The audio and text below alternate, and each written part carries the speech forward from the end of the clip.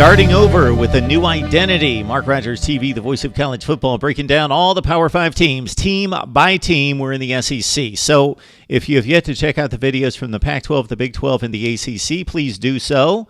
And then also our summary video in which we run down the standings and give you our conference championship game picks. When we finish up everybody, we will give you our college football playoff projections. We are making our way through the SEC Western Division now that we've finished up the East, and we start at the bottom.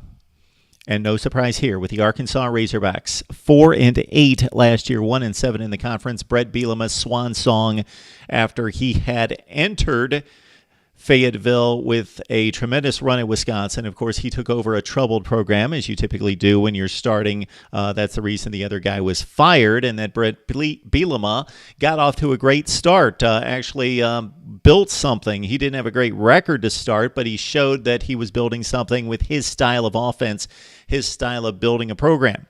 And they took off from there. They kept improving every season. And then something hit there in 2015, 2016, where they went downhill and they took a slide. They blew the big leads against Missouri and in the bowl game against Virginia Tech in 2016.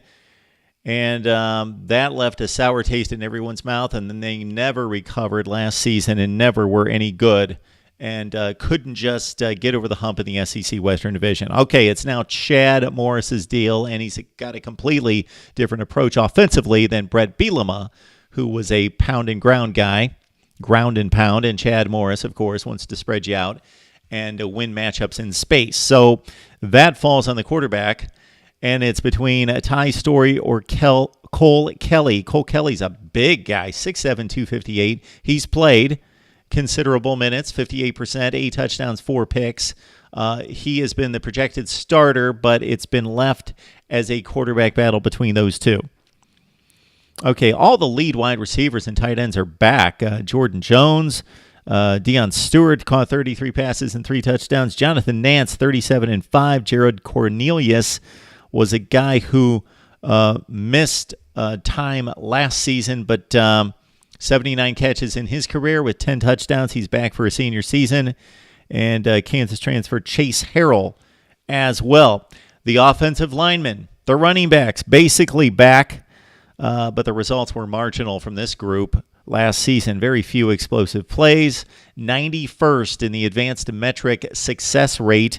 67th stuff rate, meaning they're getting stuffed. If you're the best in stuff rate, meaning you're not getting stuffed as an offense. 67th, much worse than a team that's built on pounding the football ahead should be.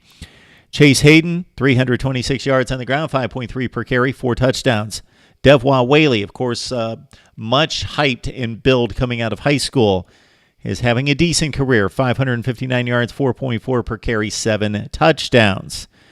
2 senior offensive linemen are extremely good, and Johnny Gibson, and of course, Yelda Froholt, who has 69 offensive line starts between those two guys. And so the offensive line, pretty fortified. It's not extra talented outside of Froholt in particular as an all-SEC performer. But they got guys that have played in the SEC and played a ton of reps on offense. So the offense might be decent if Cole Kelly, if he continues at the rate that he showed at 58%, 8-4 TD to pick ratio, that'll be fine. It won't be tremendous, dynamic, but fine. It'll be good. It'll be middle of the ground SEC good. The problem's the defense. The defense, well, Chad Morris never coached a good defense at SMU. And, of course, he was an offensive guy at Clemson before that. His SMU defenses the last 3 years ranked, get this, in the advanced metrics, which count much more so and are more meaningful than the just gross statistics. Number 119, number 91, and number 119 in the FBS. Awful. Now he's got a defensive coordinator in place in John Chavis coming in, who's done nothing but tour the SEC in all his time with LSU and Tennessee and Texas A&M.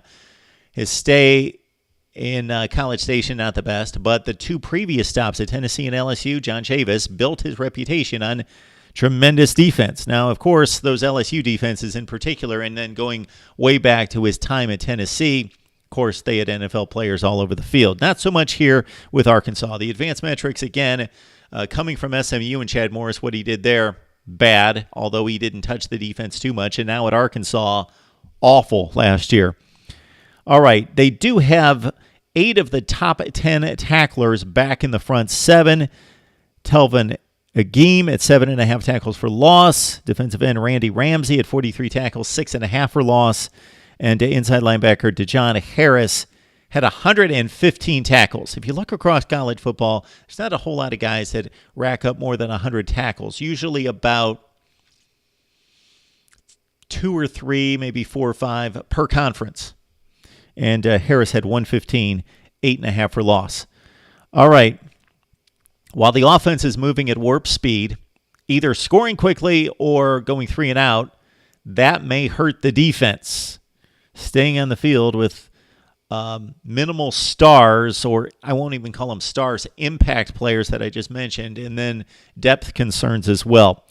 All right, what's going to help out this team is the non-conference schedule. They don't play anybody in the Power 5, and really even the Group of 5 doesn't contain Houston's and San Diego States and Boise States. It's Eastern Illinois. It's a tricky one to Fort Collins to take on the Rams of Colorado State. It's North Texas, and it's Tulsa. Now, Arkansas was lousy enough last year and could be this year to lose just about any of those games except maybe Eastern Illinois. If they lose that one, although this team barely beat Coastal Carolina last year, but I say they sweep. I'm going to give them the win in Fort Collins. I just think that SEC muscle and speed and athleticism is going to be too much for the Rams overall. I'm going to give them the win there. They sweep the 4 non-conference games. They've got Vandy and Mizzou. Those would seem to be the most likely wins out of the SEC Eastern Division. Ole Miss to a certain extent as well, because that's a game at home. They win 1. Between Vandy, Missouri, and Ole Miss, they win 1 of those games. They go 1-7 again in the SEC, and they finish up at 5-7. 1 game from postseason play for Arkansas. It's tough to find 6. Leave your prediction for the Hogs down in the comments section. And don't forget to join our newsletter, which will come out every week, every Monday, starting September 3rd, with our stats, facts, trends, and also our channel update and my perspective on college football. Like, comment, subscribe. It helps drive the engine here at Mark Rogers TV, the voice of college football.